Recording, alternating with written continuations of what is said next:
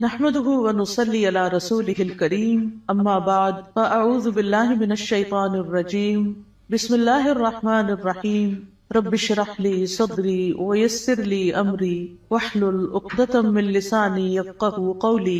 قرآن مجید کا آغاز سورۃ الفاتحہ سے ہوتا ہے جو قرآن مجید کی سب سے افضل سورت ہے۔ نبی صلی اللہ علیہ وسلم کسی سفر میں تھے تو ایک آدمی آپ کے پاس اترا۔ وہ کہتا ہے کہ نبی صلی اللہ علیہ وسلم نے اس کی طرف متوجہ ہو کر فرمایا، کیا میں تمہیں قرآن کے افضل حصے کے بارے میں نہ بتاؤں؟ پھر آپ صلی اللہ علیہ وسلم نے اس پر الحمدللہ رب العالمین کی تلاوت کی۔ سورۃ الفاتحہ ایک بے مثال سورت ہے۔ رسول اللہ صلی اللہ علیہ وسلم نے فرمایا، اللہ عز و جل نے ام القرآن فاتحہ جیسی سورت نہ تو تورات میں نازل فرمائی اور نہ ہی انجیل میں، اور یہی سبع مثانی ہے۔ اور اللہ تعالیٰ فرماتے ہیں کہ یہی سورت میرے اور میرے بندے کے درمیان تقسیم شدہ ہے، اور میرے بندے کو وہی ملے گا جو وہ مانگے گا۔ اعوذ باللہ من الشیطان الرجیم بسم اللہ الرحمن الرحیم۔ اللہ کے نام سے ابتدا جو بہت مہربان نہایت رحم فرمانے والا ہے۔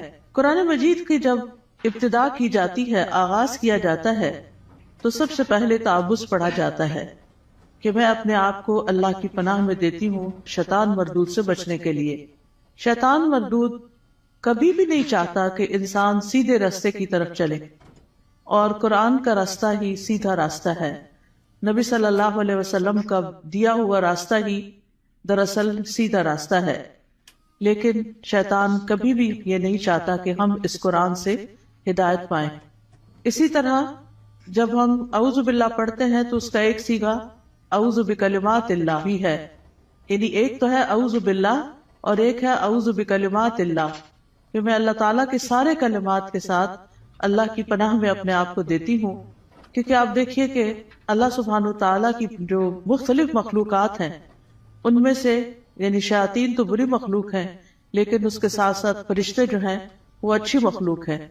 تو انسان کو ایک طرف جہاں شیطان بہکاتا ہے تو وہاں دوسری طرف فرشتہ اس کے دل میں اچھا خیال بھی ڈالتا ہے، اور فرشتے جو ہیں وہ ہمارا دفاع بھی کرتے ہیں۔ تو اس لیے اللہ سبحانہ تعالیٰ کی مدد کے ساتھ قرآن کا آغاز کرنا چاہیے۔ بسم اللہ الرحمن الرحیم سے اللہ کا نام لے کر جو کہ بہت مہربان نہایت رحم فرمانے والا ہے۔ الحمدللہ رب العالمین الرحمن الرحیم مالک یوم الدین ایاک نعبد و ایاک نستعین۔ سب تعریف اللہ تعالیٰ کے لیے ہے جو تمام جہانوں کا رب ہے، نہایت مہربان ہے، بار بار رحم فرمانے والا ہے، بدلے کے دن کا مالک ہے۔ ہم صرف تیری ہی عبادت کرتے ہیں اور صرف تجھ ہی سے مدد چاہتے ہیں۔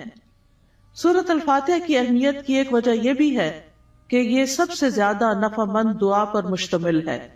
ابن تیمیہ کہتے ہیں کہ جب میں نے غور کیا کہ سب سے نفع مند دعا کون سی ہے تو بس وہ اللہ کی رضا کے کاموں پر مدد مانگنے کی دعا ہے کہ اللہ اپنی پسند کے کاموں پر ہماری مدد فرما۔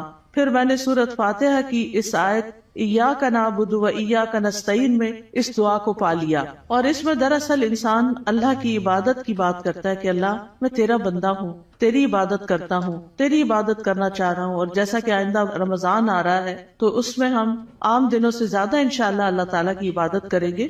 تو یہ عبادت جو ہے یہ اللہ سبحانہ تعالیٰ کی محبت کا نام ہے، یعنی عبادت کے 3 ارکان ہوتے ہیں، جن میں سب سے پہلا رکن جو ہے کمال درجے کی محبت ہونا۔ والذین آمنوا اشد حبا للہ، وہ لوگ جو ایمان لائے اللہ کی محبت میں سب سے زیادہ شدید ہوتے ہیں۔ دوسری بات یہ ہے کہ کامل درجے کی امید ہونا، وَيَرْجُونَ رَحْمَتَهُ، کہ وہ اس کی رحمت کی امید رکھتے ہیں۔ اور تیسرے اللہ تعالیٰ کا کامل خوف ہونا، یعنی یہ 3 چیزیں انسان کے اندر ہوں تو انسان عبادت گزار ہوتا ہے۔ اللہ کی محبت، اللہ کا خوف اور اللہ سے امید بھی۔ اور اللہ تعالیٰ کے علاوہ کسی اور کی عبادت کرنا جائز نہیں، اور عبادت اللہ کا حق ہے۔ اور ایاک نستعین کا مطلب ہے کہ ہم تجھ سے مدد چاہتے ہیں۔ تو جب نبی صلی اللہ علیہ وسلم نے فرمایا کہ جب تم مانگو تو اللہ سے مانگو، اور جب تم مدد چاہو تو اللہ سے مدد چاہو، کیونکہ دراصل اللہ ہی ہر چیز پر قادر ہے اور وہی انسان کو مدد دے سکتا ہے۔ جہاں تک اللہ عز و جل کی مخلوق کے علاوہ صرف اللہ سے مدد طلب کرنا ہے تو یہ اس لیے کیونکہ بندہ اکیلا اپنے فائدوں کے حصول اور اپنے نقصانوں کو ہٹانے سے عاجز ہے. یعنی اگر میں چاہوں کہ میں اکیلی ہی اپنے فائدے حاصل کر لوں یا جو بھی کوئی نقصان دہ چیز ہے یا تکلیف دہ چیز ہے اس سے چھٹکارا پا لوں تو یہ میرے بس کی بات نہیں ہے. کیونکہ انسان کی دین کی مصلحتیں ہوں یا دنیا کی فائدے کی چیزیں ہوں، اللہ کے سوا اس کی مدد کوئی بھی نہیں کر سکتا، اور جس کی مدد اللہ کرے اسی کو مدد حاصل ہوتی ہے، اور جس کو اللہ چھوڑ دے اس کی پھر کوئی مدد کرنے والا نہیں ہوتا، وہ بے یار و مددگار ہو جاتا ہے. اسی لیے ہم کہتے ہیں لا حول ولا قوت الا باللہ، کہ کوئی توفیق نہیں مل سکتی، کوئی قوت نہیں ہوتی مگر اللہ کے ساتھ. یعنی ہمارا حال بدل نہیں سکتا، یعنی حال سے بھی ہے، یعنی لا حول، حال کی کوئی تبدیلی نہیں ہو سکتی، ایک حال سے دوسرے حال میں ہم نہیں جا سکتے، اور ہمارے اندر کوئی قوت بھی نہیں ہے مگر یہ کہ اللہ ہی کی دی ہوئی قوت اور اللہ ہی کی دی ہوئی طاقت سے انسان کے حالات تبدیل ہو سکتے ہیں. یعنی ہماری زندگیوں میں کئی مسائل ہوتے ہیں، کبھی بچوں کے مسائل، کبھی رشتہ داروں کے مسائل، کبھی اور مالی مسائل، یعنی کئی طرح کی چیزیں انسان کو پریشان کرتی رہتی ہیں. لیکن انسان کی اس ساری حالت کو کوشش کے باوجود بھی بعض اوقات خود سے انسان یا دوسرے لوگ، ہمارے ماں باپ، ہمارے شوہر، ہمارے بچے مل کے اس کو تبدیل نہیں کر سکتے. آپ نے دیکھا ہوگا جب انسان پریشان ہوتا ہے تو کبھی کسی کے پاس جاتا ہے، کبھی کسی سے دکھ بیان کرتا ہے، کبھی کسی سے مشورہ کرتا ہے، لیکن ساری باتیں کر کے چھوڑ دیتے ہیں، ہوتا ہوا تھا کچھ نہیں. ایسے میں انسان کو ٹھیک ہے مشورہ کر لینا چاہیے، مدد لینی چاہیے، لیکن اللہ سبحانہ وتعالیٰ سے ہی اصل میں مدد لینی چاہیے اور خوب خوب دعائیں کرنی چاہیے. اور اگر یہ کلمہ بھی بار بار انسان پڑھتا رہنا، ایاک نعبد و ایاک نستعین، کہ صرف تیری ہم عبادت کرتے ہیں اور تجھ سے ہم مدد چاہتے ہیں، تو انشاءاللہ اللہ کی مدد آئے گی. بندہ کس کس کام میں اللہ کی مدد کا محتاج ہے؟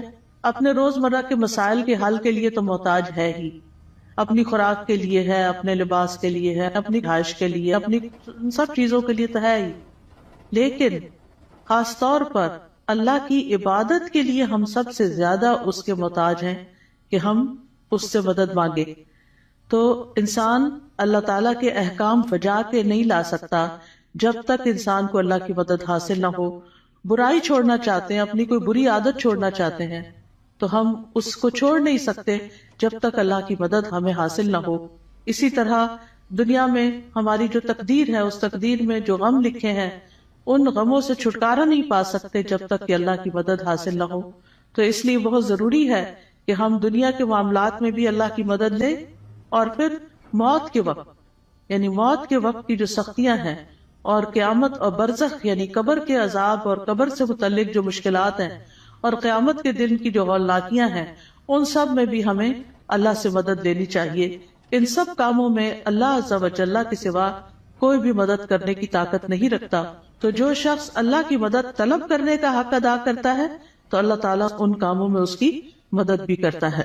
اہدنا الصراط المستقیم، تو ہمیں سیدھا راستہ دکھا، کیونکہ ہدایت سب سے بڑی ضرورت ہے جو انسان مانگتا ہے اللہ تعالیٰ سے. یعنی مانگنے کی چیزیں تو بہت ہے، لیکن سب سے اہم ترین چیز جو ہے وہ ہدایت ہے، کہ اللہ تعالیٰ ہمیں ہدایت عطا فرمائے.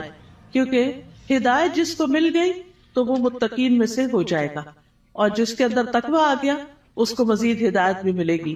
اور جو متقین میں سے ہو جائے گا تو من یتق اللہ یجعل لہ مخرجا وَيَرْزُقُهُ مِنْ حَيْثُ لَا يَحْتَسِبُ، جو اللہ سے ڈرے گا وہ اس کے لیے نکلنے کا کوئی راستہ بنا دے گا، اور اسے وہاں سے رزق دے گا جہاں سے وہ گمان بھی نہیں کرتا ہوگا، یعنی جہاں سے وہ سوچ بھی نہیں سکتا. تو اس لیے انسان کو ہدایت کی ضرورت ہے، اور ہدایت اللہ سے مانگتے ہی رہنا چاہیے. آپ دیکھیے کہ حیرانی کی بات ہے کہ دن میں 5 نمازوں کی ہر رکعت میں ہم سورۃ فاتحہ پڑھتے ہیں. سورۃ فاتحہ کے اندر ہم اللہ سے ہدایت ہی مانگتے رہتے ہیں، یا اللہ تو ہمیں ہدایت دے دے، ہمیں ہدایت دے دے. یعنی انسان کو مل بھی جائے تو بھٹکنا بڑا آسان ہوتا ہے، دل کا ٹیڑھا ہونا بڑا آسان ہوتا ہے.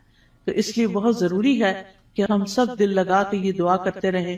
نبی صلی اللہ علیہ وسلم ایک اور دعا بھی کرتے تھے، اللہم انی اسألک الہدی والتقی والعفاف والغنی، کہ اے اللہ میں تجھ سے ہدایت، تقوی اور پاک دامنی اور دل کا غنا مانگتا ہوں. اسی طرح ایک اور دعا ہے، اللہم اہدنی وسددنی، اے اللہ تو مجھے ہدایت عطا فرما اور سیدھا رکھ، یعنی درست رکھ کہ ادھر ادھر نہ ہو جاؤ۔ اسی طرح نبی صلی اللہ علیہ وسلم تہجد کے وقت اللہ تعالیٰ سے سیدھے رستے کی ہدایت کی دعا مانگتے تھے، اور اپنی تہجد کی نماز شروع ہی اس دعا سے کرتے تھے، اللہم رب جبریل و میکائیل و اسرافیل فاطر السماوات والارض عالم الغیب والشہادۃ انت تحکم بین عبادک فیما کانوا فیہ یختلفون اللہم اہدنی لما اختلف فیہ من الحق انک تہدی من تشاء الی صراط مستقیم۔ اے اللہ، جبریل، میکائیل اور اسرافیل کے رب، آسمانوں اور زمین کے پیدا کرنے والے، ہر غیب اور حاضر کو جاننے والے، تو اپنے بندوں میں ان چیزوں کا فیصلہ کرے گا جن میں وہ اختلاف کرتے ہیں۔ اے اللہ، مجھے اس حق کی طرف رہنمائی دے جس میں اختلاف کیا گیا ہے۔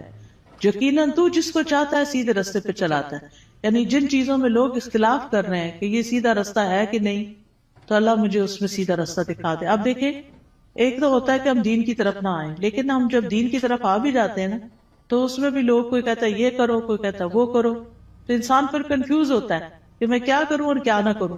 تو ایسے میں جہاں بھی اختلاف ہو، بہتر یہی ہے کہ انسان اللہ سے اس میں صحیح رہنمائی کی دعا مانگے۔ انہیں دو لوگوں کے بیچ میں کوئی مس انڈرسٹینڈنگ، کوئی اختلاف ہو جاتا ہے، ہر انسان کیا سمجھتا ہے میں ٹھیک ہوں، اور وہ اپنا نقطہ نظر جو ہے یا اپنا پوائنٹ آف ویو جو ہے وہ بہت شدت کے ساتھ بیان کرتا ہے، لیکن اصل بات یہ ہے کہ انسان اللہ سبحانہ تعالیٰ سے جب مدد مانگتا ہے کہ اللہ اس اختلاف میں مجھے ہدایت دے، تو ہی سیدھے رستے پر ہوتا ہے۔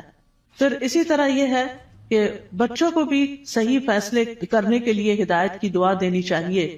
عبد الحمید بن سلمہ کہتے ہیں کہ ان کے والدین ان کے متعلق اپنا مقدمہ لے کر نبی صلی اللہ علیہ وسلم کی خدمت میں حاضر ہوئے۔ میرے والدین میں سے ایک مسلمان تھا، دوسرا نہیں تھا، کافر تھا۔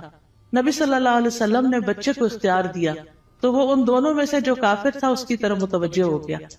تو آپ کو فکر لگی کہ یہ اگر کافر لے جائے گا تو بچے کو کافر بنا دے گا۔ تو آپ صلی اللہ علیہ وسلم نے اسی وقت دعا کی، اللہم اہدہ، اللہ اس کو ہدایت دے دے۔ تو وہ مسلمان کی طرف متوجہ ہو گیا۔ تو پھر آپ نے فیصلہ اس کے حق میں کیا، کیونکہ آپ خود سے نہیں اس بچے کو کہہ سکتے تھے یا خود سے دے نہیں سکتے تھے، وہ بچے کی چوائس پر تھا کہ وہ کدھر جانا چاہتا ہے۔ تو آپ نے اس کے لیے دعا شروع کر دی۔ اس سے پتہ چلتا ہے کہ زندگی کے چھوٹے چھوٹے معاملات میں آپ لوگوں کی فکر کتنی کرتے تھے، ان کے لیے دعائیں کیسی کرتے تھے، اور سب سے زیادہ تو ان کی ہدایت اور ان کی آخرت کی فکر۔ پھر اسی طرح یہ ہے صراط الذین انعمت علیہم، راستہ ان لوگوں کا جن پر تو نے انعام کیا۔ یعنی ہم سیدھا راستہ تو مانگتے ہیں، لیکن ہمیں یہ نہیں پتا کہ وہ کیسے پتا چلے گا، کون سا ہمارے لیے نمونہ ہے، کن لوگوں کو ہم فالو کریں۔ کیونکہ پڑھی ہوئی چیزیں، سنی ہوئی چیزیں انسان جب کرنے لگتا ہے تو طریقہ فرق ہو جاتا ہے، لیکن جب کسی کو کرتے ہوئے دیکھتا تو آسانی ہو جاتی۔ اس کی مثال ایسے ہی ہے کہ جیسے آپ اگر کسی سے ریسیپی پوچھتے ہیں کہ میں یہ فلاں چیز کیسے بناؤں، تو آپ نے دیکھا ہوگا جیسے آلو گوشت ہے مثال کے طور، تو ہر گھر کے بنانے کا طریقہ فرق، اور ہر ایک ٹائم بھی فرق لیتا ہے۔ کوئی جلدی سے بنا کے رکھ دیتا ہے، کوئی آہستہ آہستہ بناتا ہے، کوئی ایک طریقے سے، کوئی دوسرے طریقے سے۔ تو اب اگر آپ صرف ریسیپی پوچھیں گے تو ہو سکتا ہے کوئی چیز مس ہی کر دے اس میں سے۔ تو جب آپ کسی کو بناتے ہوئے دیکھیں گے، صرف ایک دفعہ دیکھنے کی ضرورت ہے، تو آپ کو بہت آسان ہو جائے گا وہ کام کرنا۔ کوئی بھی چیز ہو، جب آپ کسی کو کرتے ہوئے دیکھتے ہیں تو وہ آسان ہو جاتی۔ زبانی ایکسپلین کر کر کے انسان کہیں نہ کہیں غلطی کر جاتا ہے، کچھ نہ کچھ مس کر جاتا ہے۔ اور آج اہدنا الصراط المستقیم پہ بات ہونی تھی، تو اللہ نے ہمیں وہ گما کے آئے ہیں تو پتہ چلے کہ اگر ایک ٹرن بھی زندگی میں الٹا لیتے ہیں، کہیں غلط فیصلہ کرتے ہیں، تو کہیں سے کہیں پہنچ جاتے ہیں، بالکل ہی یعنی قریب آنے کی بجائے اور دور نکل جاتے ہیں، صرف ایک ٹرن اگر غلط لے لیں آپ۔ تو اسی طرح زندگی میں ہم صحیح جا رہے ہوتے ہیں، کہیں کوئی بیچ میں آ کے ہمیں کوئی غلط بات بتا دیتا ہے، ہم اس کے پیچھے لگ جاتے ہیں، اصل رستے کو چھوڑ کے چل بھائی وہ کہیں سے کہیں پہنچ گئے، تو وہ اللہ سے تو دور کر دیتا ہے نا انسان کو۔ تو اس لیے ہمیں یہ کہا گیا ہے کہ ان لوگوں کا راستہ مانگو جو ہدایت پر تھے، اور وہ کون تھے؟ انبیاء تھے، صدیقین تھے، شہداء تھے، صالحین تھے، نیک لوگ تھے، صحابہ کرام تھے، تابعین تھے، تبع تابعین تھے، جن کو آپ صلی اللہ علیہ وسلم نے خیر القرون میں سے قرار دیا. تو کتنا ضروری ہے کہ ہم ان لوگوں کی زندگیوں کے بارے میں پڑھیں، وہ کیا کرتے تھے. ہم آج کے لوگوں کو رول ماڈل بنا لیتے ہیں، وہ بیچارے تو خود بعض اوقات نہیں سمجھتے کہ انہیں کیا کرنا چاہیے. تو اصل رول ماڈل جو ہیں ہمارے وہ صحابہ کرام ہیں، صحابیات ہیں، کہ انہوں نے نمازیں کیسے پڑھی، ان کے روزے تہجد کیسے تھے، ان کا صدقہ خیرات کیسا تھا، ان کے لوگوں سے معاملات کیسے تھے، ان کی خوشی اور ناراضگی کیسی تھی. تو اگر ہم ان چیزوں کے بارے میں پڑھتے رہیں گے، جانتے رہیں گے، تو آپ دیکھیں گے کہ بہت سی چیزیں درست ہو جائیں گی. یعنی اپنی غلطیاں بھی نظر آئیں گی اور جو اچھے کام ہیں وہ بھی. اور ان کی زندگی کے واقعات اور حالات بہت موٹیویشنل بھی ہوتے ہیں. یعنی اگر آپ صحابہ کی کہانیاں پڑھیں تو انسان روئے بغیر رہ نہیں سکتا. مجھے یاد ہے جب میں نے ہائی اسکول ختم ہی کیا تھا تو چھٹیاں تھی کافی ساری، تو اس میں میں نے بکس پڑھنی شروع کر دی. اور سب سے زیادہ مجھے جن بکس نے انسپائر کیا وہ اسی طرح کی لائف سٹوریز تھیں. یعنی جو بڑے لوگوں کی کہانیاں اور نیک لوگوں کی کہانیاں. اس میں ہم کہتے ہیں اچھا یہ لوگ اس طرح کر سکتے ہیں تو ہم نہیں کر سکتے، یہ بھی تو اسی دنیا میں رہتے ہیں. تو اس سے پھر انسان کو انسپریشن بہت ملتی ہے. تو یہاں بھی اللہ تعالیٰ نے جو سیدھا رستہ بتایا ہے وہ ان لوگوں کا رستہ اختیار کرنے کے لیے کہا ہے کہ جن پر اللہ نے انعام کیا، ان کا نہیں جن پر اللہ تعالیٰ غضبناک ہوا، اور نہ ان کا جو بھٹکے ہوئے ہیں. پھر ہے سورۃ البقرہ. سورۃ البقرہ جو ہے وہ قرآن کی کوہان ہے. نبی صلی اللہ علیہ وسلم نے فرمایا ہر چیز کی ایک کوہان ہوتی ہے، یعنی اونچا حصہ ہم، اور قرآن کی کوہان سورۃ البقرہ ہے. اور جب شیطان سورۃ البقرہ کی تلاوت سنتا ہے تو وہ اس گھر سے نکل جاتا ہے جس میں سورۃ البقرہ کی تلاوت کی جا رہی ہو. اس کو پڑھنا باعث برکت ہے اور اس کو چھوڑنا باعث حسرت ہے. رسول اللہ صلی اللہ علیہ وسلم نے فرمایا سورۃ البقرہ پڑھا کرو، کیونکہ اس کا پڑھنا باعث برکت ہے، چھوڑنا باعث حسرت ہے، اور اس کے پڑھنے والے پر جادوگر قدرت نہیں پا سکتے. یعنی ایسے لوگ جادو سے محفوظ رہتے ہیں جو سورۃ البقرہ پڑھتے رہتے ہیں. اب اس کا طریقہ کیا ہے؟ کیونکہ لوگ پوچھتے ہیں کہ اچھا پھر کیسے پڑھیں. ایک تو یہ ہے کہ ایک ہی دن میں ساری پڑھیں، اور کیسے بہت سارے لوگ ہوتے ہیں جو روز سورۃ البقرہ پڑھتے ہیں. اور ایک یہ ہے کہ ایک ایک سپارہ کر کے آپ روز پڑھ لیں. ایک یہ ہے کہ ربع کر کے آپ اس کو، یعنی کہ 8 اور 10 دن لگ جاتے ہیں تقریباً اس طرح، تو مہینے میں 3 دفعہ ہو جائے. ایک یہ ہے کہ روزانہ آپ ایک صفحہ پڑھ لیں، اور جب تک وہ صفحے سارے ختم نہیں ہوتے تو وہ اس طرح روزانہ آپ یعنی یا نماز میں یا دیکھ کے یعنی پڑھتے رہیں. یعنی سورۃ البقرہ کے ساتھ اپنا تعلق قائم رکھیں تو اس کا فائدہ یہ ہوگا کہ جادوگر اثر نہیں کر سکیں. کیونکہ جن لوگوں پہ کوئی جادو کی شکایت ہوتی ہے نا، جب وہ بےچارے ایک دفعہ اپنا توڑ کر آتے ہیں، جب ان کو پتہ چلتا ہے توڑ ہو گیا تو دوبارہ کر دیتے ہیں، پھر دوبارہ کر دیتے ہیں. تو اس لیے پروٹیکشن بڑی ضروری ہوتی ہے، اور سورۃ البقرہ جو ہے اسی میں سے ہے. ابو ہریرہ رضی اللہ عنہ سے روایت ہے کہ رسول اللہ صلی اللہ علیہ وسلم نے فرمایا تم اپنے گھروں کو قبرستان نہ بناؤ، کیونکہ شیطان اس گھر سے بھاگ جاتا ہے جس گھر میں سورۃ البقرہ کی تلاوت کی جاتی ہے. پھر آیت نمبر 1 ہے سورۃ البقرہ کی، الف لام میم ذالک الکتاب لا ریب فیہ ھدی للمتقین. یہ کتاب ہے جس میں کوئی شک نہیں، ہدایت ہے متقی لوگوں کے لیے. قرآن جو ہے وہ شکوک و شبہات سے پاک کتاب ہے، یعنی ایسے علم پر مبنی ہے جو یقینی ہے، جو سب سے سچی بات ہے، اس کی ہر بات ہی سچی ہے. کون ہے متقین؟ الذین یؤمنون بالغیب ویقیمون الصلاۃ ومما رزقناہم ینفقون. جو غیب پر ایمان لاتے ہیں، نماز قائم کرتے ہیں، اور جو رزق ہم نے ان کو دیا ہے اس میں سے وہ خرچ کرتے ہیں. تو ایمان بالغیب جو ہے یہ دل سے تعلق رکھتا ہے. نماز قائم کرنا جسم کا حصہ ہے، اور مما رزقناہم ینفقون مال کا حصہ ہے، یعنی حقوق العباد کی ادائیگی. انسان اندر سے بھی اچھا ہو، انسان باہر سے بھی اللہ کی عبادت کرے، اور انسان اللہ کے بندوں اور اللہ کی مخلوق کے ساتھ بھی اچھا سلوک کرے. پھر فرمایا والذین یؤمنون بما انزل الیک وما انزل من قبلک وبالآخرۃ ھم یوقنون. اور وہ جو ایمان لاتے ہیں اس پر جو آپ پر نازل کیا گیا اور جو آپ سے پہلے نازل کیا گیا، اور وہ آخرت پر یقین رکھتے ہیں. یعنی متقی وہ لوگ ہوتے ہیں، اس کتاب سے ہدایت حاصل کرنے والے لوگ وہ ہوتے ہیں کہ جو اللہ کی طرف سے آئی ہوئی چیزوں پر ایمان رکھتے ہیں، اور جو چیزیں نبی صلی اللہ علیہ وسلم سے پہلے اتاری گئی تھی ان پر بھی ایمان رکھتے ہیں، اور وہ آخرت پر پکا یقین رکھتے ہیں. تو نبی صلی اللہ علیہ وسلم پر نازل شدہ وحی جو ہے اس پر ایمان لانا ضروری ہے. قرآن مجید میں آتا ہے وَأَنزَلَ اللَّهُ عَلَيْكَ الْكِتَابَ وَالْحِكْمَةَ وَعَلَّمَكَ مَا لَمْ تَكُنْ تَعْلَمْ وَكَانَ فَضْلُ اللَّهِ عَلَيْكَ عَظِيمًا. اللہ نے آپ پر کتاب و حکمت نازل کی ہے اور آپ کو وہ کچھ سکھایا جو آپ نہیں جانتے تھے، اور یہ آپ پر اللہ کا بہت ہی بڑا فضل ہے کہ اللہ تعالیٰ نے آپ کو فائدے کی سب چیزیں سکھا دی ہیں. یاد رکھیے حدیث بھی قرآن کی طرح نازل ہوتی تھی. وَمَا يَنطِقُ عَنِ الْهَوَىٰ إِنْ هُوَ إِلَّا وَحْيٌ يُوحَىٰ. وہ اپنی خواہش نفس سے کچھ نہیں کہتے، وہ تو صرف وحی ہے جو نازل کی جاتی ہے. حسان بن عطیہ کہتے ہیں کہ جبریل علیہ السلام نبی صلی اللہ علیہ وسلم کے پاس سنت لے کر اترتے تھے. جس طرح آپ کو قرآن سکھاتے اسی طرح سنت کی تعلیم دیتے تھے. قرآن جو تھا وہ لکھا جاتا تھا، یعنی قرآن جو تھا وہ آپ سنتے تھے اور پھر صحابہ کو لکھوا دیتے تھے، جبکہ سنت جو ہے وہ چونکہ زیادہ تر پریکٹس کی چیز ہے، عمل کی چیز ہے، تو وہ آپ اس چیز پر عمل کر لیتے تھے.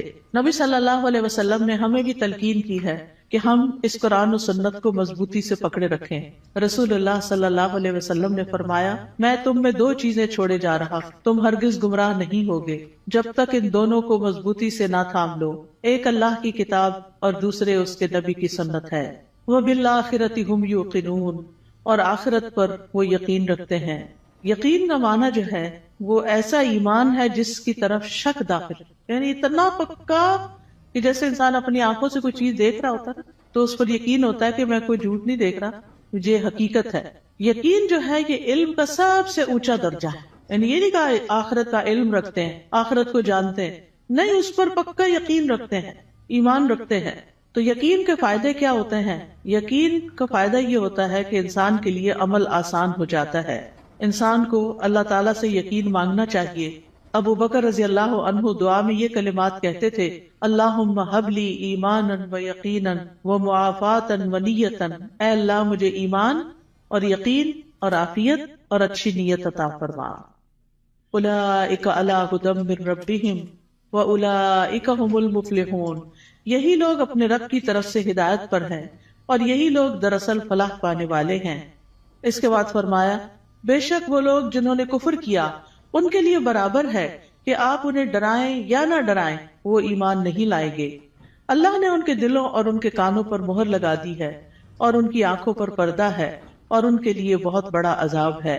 گناہ جب دل پہ پے در پے آتے ہیں تو دل کو بند کر دیتے ہیں، اور جب اسے بند کر دیتے ہیں تو اللہ کی طرف سے ٹھپا اور مہر لگ جاتی، پھر ایمان اندر نہیں داخل ہوتا. اس لیے پھر انسان کا کفر سے چھٹکارا پانے کا کوئی رستہ نہیں رہ جاتا. ختم اللہ علی قلوبہم.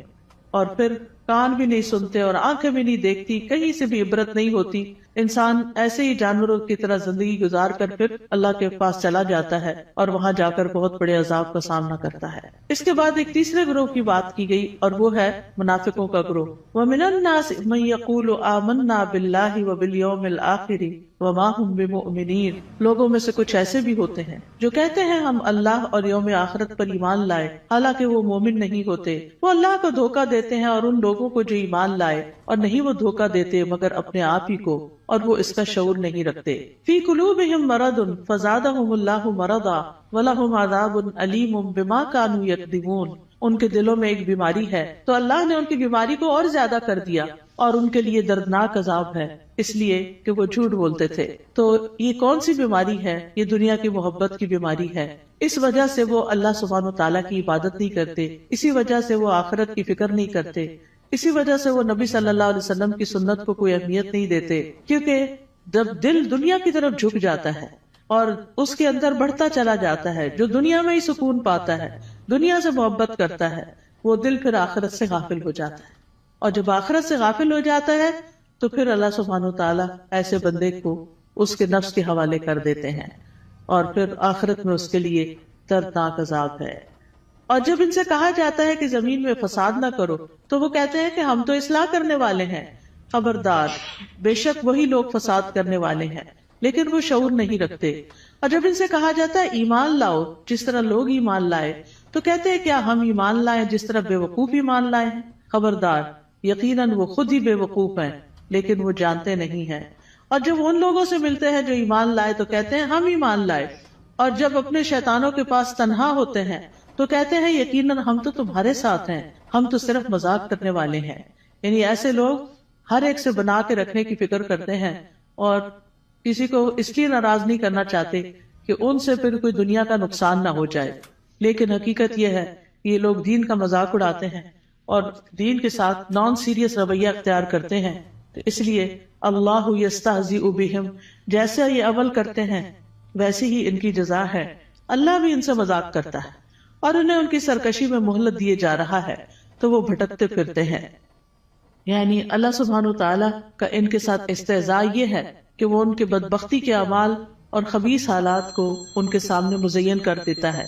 یعنی انہیں اپنی برائیاں جو ہیں وہ اچھی لگنے لگتی ہیں، جیسے جھوٹ بولنا، دھوکہ دینا، کہنا یہ تو سمارٹنس ہے، دیکھو میں نے فلاں کو کیسے بے وقوف بنایا، اور پھر تنہائی میں بیٹھ کے اس پہ ہنستے ہیں. تو یہ چیزیں جو ہیں یہ انسان کے اپنے ہی لیے نقصان دہ ہوتی ہیں. اولئک الذین اشتروا الضلالۃ بالہدی فما ربحت تجارتهم وما كانوا مهتدین. یہی وہ لوگ ہیں جنہوں نے ہدایت کے بدلے گمراہی خرید لی تو نہ ان کی تجارت ہی فائدہ مند ہوئی اور نہ ہی وہ ہدایت پانے والے تھے. ان کی مثال اس شخص کی طرح ہے جس نے آگ جلائی، پھر جب آگ نے اس ماحول کو روشن کر دیا اللہ ان کا نور لے گیا اور انہیں اندھیروں میں چھوڑ دیا، وہ دیکھ نہیں پاتے. یعنی ان کے دل کا نور ختم ہو گیا ان کے اپنے اعمال کی وجہ سے. یعنی یہ ان لوگوں کے بارے میں بات کی گئی ہے کہ جو دعویٰ تو کرتے ہیں کہ ہم ایمان لائے اور اس سے دنیا میں کچھ نہ کچھ فائدہ اٹھاتے ہیں کہ وہ مسلمان ظاہر ہوتے ہیں تو مسلمانوں کو جو بینیفٹس ہوتے ہیں یہ ان کے شیلٹر میں آ جاتے ہیں. لیکن یہ ہے کہ دنیا میں تھوڑی سی روشنی ان کو مل گئی مگر آخرت میں تو سخت اندھیرا چھا جائے گا اور ان کو سخت عذاب پہنچے گا. پھر اسی طرح یہ ہے کہ دنیا میں کفر جو ہے وہ روشنی چھپا دیتا ہے اور ان کے پردے چاک ہو جاتے ہیں، جو ان کی منافقت ظاہر ہو جاتی ہے تو وہ اس سے اندھیرے ان کے کھل کے سامنے آ جاتے ہیں کہ ان کے دلوں کے اندر کیا ہے. پھر اسی طرح ان کے بارے میں فرمایا سم بکم عمی فہم لا یرجعون، بہرے ہیں، گنگے ہیں، اندھے ہیں پس وہ نہیں لوٹتے، یعنی ہدایت کی طرف واپس نہیں آتے. یا ان کی مثال آسمان سے اترنے والی زوردار بارش کی طرح ہے جس میں اندھیرے ہیں اور گرج ہے اور چمک ہے.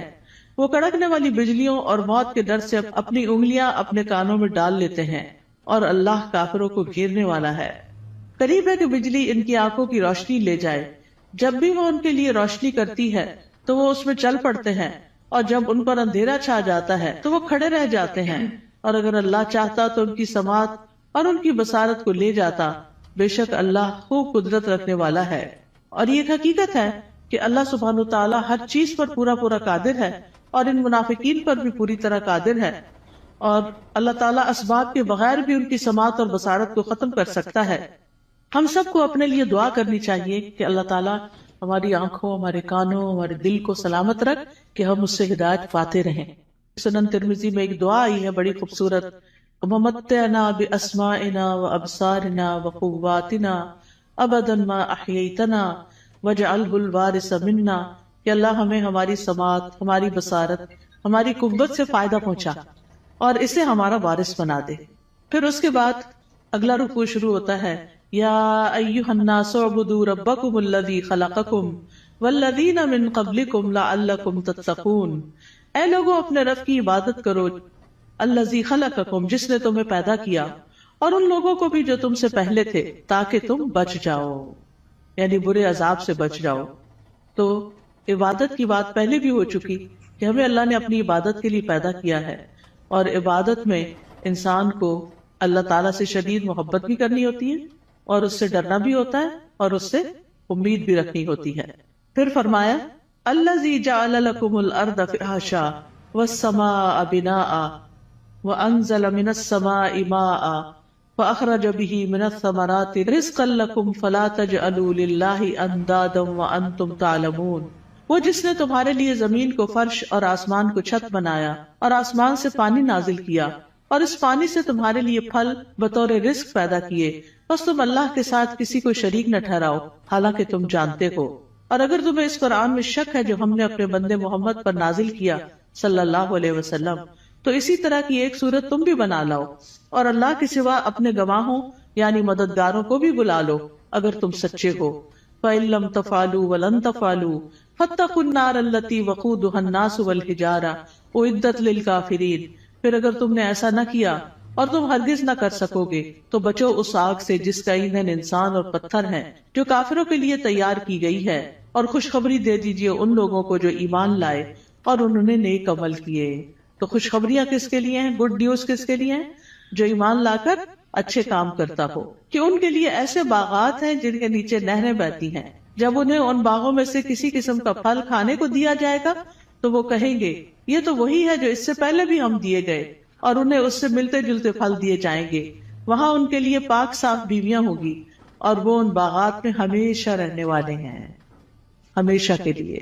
یہ کتنی بہترین جزا ہے جو نیک عمل کرنے والوں کی ہے۔ معاذ بن جبل رضی اللہ عنہ کہتے ہیں کہ نیک عمل وہ ہوتا ہے جس میں 4 چیزیں ہوں۔ نمبر 1 علم کے ساتھ ہو کیا۔ نمبر 2 اچھی نیت ہو، کرنے کی نیت بھی اچھی ہونی چاہیے۔ نمبر 3 صبر کے ساتھ کرنا چاہیے، اور نمبر 4 اخلاص کے ساتھ کرنا چاہیے۔ تو جس عمل میں یہ سب چیزیں ہوں، صبر بھی ہو، نیت اچھی ہو، عمل انسان کا جو ہے وہ علم کے مطابق ہو، تو وہی شخص جو ہے وہ نیک ہے۔ وَأُتُوا بِهِ مُتَشَابِهًا، اور وہ جنت میں ملتے جلتے پھل دیے جائیں گے، یعنی جنت کے پھل اگرچہ ایک دوسرے سے ملتے جلتے ہوں گے لیکن ان کا ذائقہ بڑا مختلف ہوگا۔ جیسے آم ہے تو آم آموں سے ملتے جلتے بظاہر دیکھنے میں، یعنی یہ صرف ورائٹی کی انتہا ہے نا، کہ آپ نے کبھی نوٹ کیا ہوگا مثلاً آپ بعض اوقات 2 اورنجز کھاتے ہیں، کیا دونوں کا ذائقہ ایک ہوتا ہے؟ نہیں ہوتا ہے۔ اور اگر کس میں فرق ہو تو ان کی خوشبو، ان کا رنگ، ایون کلر بھی، کسی کا ریڈ ہوتا ہے، کسی کا یلو، کسی کا برائٹ یلو ہوتا ہے، کسی کا اورنجش ہوتا ہے، ان کی خوشبو، ان کی مٹھاس۔ اب وہ جنت میں ان کے سامنے پھل پڑے ہوئے ہیں، دیکھنے میں ایک جیسے لگ رہے ہیں، ایک کھائیں گے اور مزہ، ایک کھائیں گے اور مزہ، ایک کھائیں گے اور مزہ، کیونکہ اگر 2 پھل ایک جیسے بھی کھائیں گے تو وہ بور ہو جاتا ہے نا انسان۔ دیکھیں وہ یہ اورنج، ہاں یہ میں نے کھائے ہوئے ہیں، لیکن اتنی ورائٹی ہے جنت میں، اتنی ورائٹی ہے کہ انسان کا دل بھرے گا ہی نہیں کسی وقت۔ دیکھیں ہمیں ہر نئی چیز اچھی لگتی ہے، ہم ہر نئے آئیڈیا سے، ہر نئی یونیک چیز سے انسپائر ہوتے ہیں، تو جنت میں تو ہر وقت ہر چیز نئی نئی نئی نئی نئی، یعنی نہ پرانی چیزیں ہوگی، نہ وہ ریپیٹیشن ہوگی، نہ وہ بوریت ہوگی، نہ وہ دل بھرے گا۔ اب فیشن کیا ہے؟ ایک نیا آئیڈیا ہی ہوتا ہے نا، حالانکہ بعض اوقات اس میں بڑی تکلیف بھی ہوتی ہے، لیکن وہ نیا ہوتا ہے تو لوگوں کو اٹریکٹ کرتا ہے، یونیک، ان یوزول۔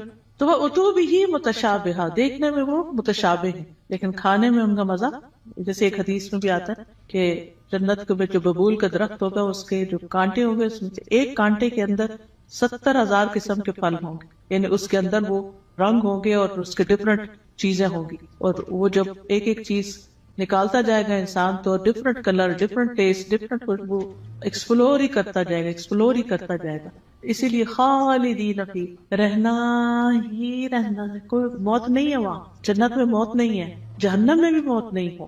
اس لیے انسان کو جنت کا شوق لگ جانا چاہیے اور اس کے لیے کوشش کرنی چاہیے، اس کے لیے تڑپنا چاہیے، اور اس کے لیے ہر وہ کام کر لینا چاہیے جس سے بس ایک دم اندر چلے جائیں، چاہے وہ اچھی عبادت کر کے، چاہے وہ بندوں کی خدمت کر کے، یعنی جو کام پتہ چلے نا یہ جنت میں لے جانے والا، تو انسان کو اس کا حریص ہو جانا چاہیے۔ ٹھیک ہے ہم کمزور انسان ہیں، نہ ہمارے پاس اتنی ہمت ہے زیادہ، نہ مال ہے زیادہ، لیکن کچھ نہ کچھ تو کرتے چلے جائیں تاکہ ایک دن اللہ تعالیٰ کا دیدار بھی ہو، کیونکہ جنت عدن میں جو لوگ ہوں گے اللہ تعالیٰ کے دیدار میں انہیں کوئی رکاوٹ پیش نہیں آئے گی، اور اللہ تعالیٰ کے وہ بڑے پسندیدہ اور چوزن لوگ ہوں گے۔ لیکن اس کے لیے اللہ کے راستے میں جہاد کرنا، جد و جہد کرنا، نکلنا، اپنے کمفرٹ زون سے باہر نکلنا، اپنا مال خرچ کرنا، اپنی جان لگانا، یہ چیزیں ہیں جس سے انسان جنت کا سودا کرتا ہے۔ ان اللہ اشتری من المؤمنین انفسهم واموالهم بان لهم الجنہ، اللہ نے بے شک خرید لی مومنوں سے ان کی جانیں اور ان کے مال، کیونکہ ان کے لیے جنت ہے۔ تو جنت حاصل کرنے کے لیے انسان کو کچھ دینا پڑتا ہے، اور وہ یہی دنیا کا وقت ہے، تھوڑا سا، یہ چند سال ہے، پتہ نہیں کب تک زندہ ہے کب تک نہیں۔ تو اللہ تعالیٰ سے دعا ہے کہ وہ ہمیں نیک اعمال کرنے کی توفیق عطا فرمائے۔ پھر بے شک اللہ اس سے نہیں شرماتا کہ وہ مادہ مچھر یا اس سے اوپر کسی چیز کی مثال بیان کرے. پھر جو لوگ ایمان لائے ہیں وہ جانتے ہیں کہ ان کے رب کی طرف سے سچ ہے، اور جن لوگوں نے انکار کیا وہ کہتے ہیں اس مثال سے اللہ کی کیا مراد ہے. اللہ اس سے اکثر لوگوں کو گمراہ کرتا ہے اور اسی سے بہت سے لوگوں کو ہدایت بخشتا ہے، اور اس مثال سے گمراہ کرتا بھی ہے تو صرف فاسقوں کو. یعنی اللہ تعالیٰ جن لوگوں کو گمراہ کرتا ہے وہ اس لیے نہیں کرتا کہ اللہ چاہتا ہے یہ گمراہ ہو جائے، نہیں، اصل میں ان کے اندر ایسی کوئی علت ہوتی ہے کہ جو اس بات کا سبب بن جاتی ہے کہ اللہ تعالیٰ پھر اس بندے کو ہدایت کی بجائے الٹے راستے پہ چلا دیتا ہے. جیسے سورۃ الصف میں آتا ہے فَلَمَّا زَاغُوا أَزَاغَ اللَّهُ قُلُوبَهُمْ وَاللَّهُ لَا يَهْدِي الْقَوْمَ الْفَاسِقِينَ. پھر جب وہ ٹیڑھے ہو گئے تو اللہ نے ان کے دل ٹیڑھے کر دی. انسان سیدھا راستہ چھوڑ کے ٹیڑھے پہ جاتا ہے تو پھر اللہ تعالیٰ اس کو اسی کے حوالے کر دیتا ہے، اور اللہ نافرمان لوگوں کو ہدایت نہیں دیتا. تو جو لوگ رب کے حکم کو مان جاتے ہیں ان کو ہدایت کی تعلیم مل جاتی ہے اور وہ سیدھے راستے پہ چل پڑتے ہیں. اور پھر فاسق کون ہوتے ہیں؟ جو اللہ کے عہد کو اس کے مضبوط باندھنے کے بعد توڑ دیتے ہیں، اور جس چیز کا اللہ نے جوڑنے کا حکم دیا اس کو کاٹ ڈالتے ہیں، یعنی رشتہ داروں سے کاٹ لیتے ہیں اور زمین میں فساد کرتے ہیں. یہی لوگ دراصل نقصان اٹھانے والے ہیں. تم اللہ کا انکار کیسے کر سکتے ہو حالانکہ تم مردہ تھے، پھر اس نے تمہیں زندگی بخشی، پھر وہی تمہیں موت دے گا، پھر وہی تمہیں دوبارہ زندہ کرے گا، پھر اسی کی طرف تم لوٹائے جاؤ گے. واپسی کدھر ہے؟ اللہ ہی کی طرف ہے. اب یعنی کہ 2 مرحلے تو پورے ہو گئے. ایک مرحلہ تھا زندگی سے پہلے آنے کا، جب آدم علیہ السلام کی پشتوں سے اللہ نے سب کی روحیں پیدا کر دی. پھر اس کے بعد اس دنیا میں اب آگے، اب اس کے بعد موت ہے، پھر موت کے بعد پھر زندگی ہے جو ہمیشہ کی زندگی. هو الذی خلق لکم ما فی الارض جمیعا ثم استوى الی السماء فسواہن 7 سماوات وہو بکل شیء علیم. وہ اللہ ہی تو ہے جس نے وہ سب کچھ جو زمین میں ہے تمہارے لیے پیدا کیا، پھر وہ آسمانوں کی طرف متوجہ ہوا تو ان کو ٹھیک کر کے 7 آسمان بنا دیا، اور وہ ہر چیز کا خوب علم رکھنے والا ہے. یہ اللہ تعالیٰ کا ہم پر احسان ہے کہ اس نے ہمارے لیے فائدے کی چیزیں اور عبرت کے سامان زمین میں پیدا کیے، اور ہر وہ چیز جو اللہ نے بنائی وہ ہمارے استعمال کے لیے ہے. تو اللہ تعالیٰ سے دعا ہے کہ وہ ہمیں ان نعمتوں سے بھرپور فائدہ اٹھا کر اس کی اطاعت میں اپنی جان لگانے کی توفیق عطا فرمائے. وآخر دعوانا ان الحمد للہ رب العالمین.